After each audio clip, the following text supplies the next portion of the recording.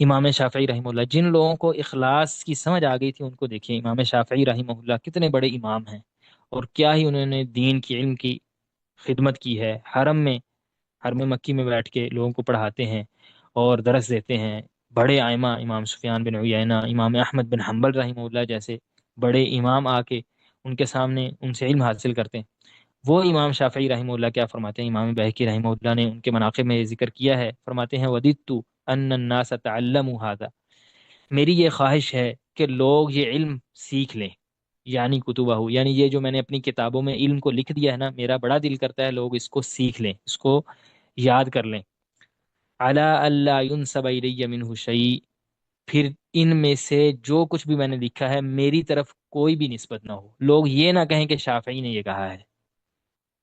بس لوگ یہ علم حاصل کر لیں لیکن لوگ یہ نہ کہیں کہ شافعی نے یہ کہا ہے۔ کتنی بڑی بات ہے،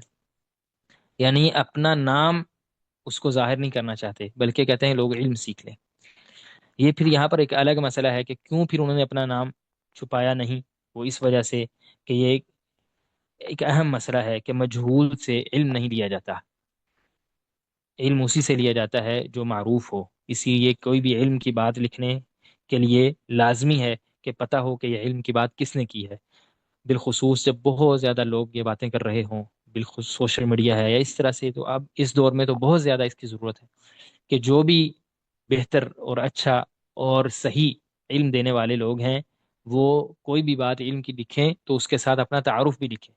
کہ فلاں نے یہ بات لکھی ہے، کیوں؟ کیونکہ ایسے ہی چلتی پھرتی تو منقول تو بہت ساری چیزیں ہوتی ہیں، تو منقول کا کوئی پتہ نہیں کہ اس کا سر پیر کہاں ہے۔ تو بہرحال یہ ایک الگ مسئلہ ہے اور ایک الگ موضوع ہے۔ یہاں پر جو بات ہے کہ کس طرح سے امام شافعی رحمہ اللہ خواہش کر رہے ہیں کہ میں نے اتنا کچھ علم لوگوں کو سکھا دیا ہے، پھر بھی میں چاہتا ہوں لوگ میری طرف نسبت نہ کریں، کاش ایسا ہو سکتا۔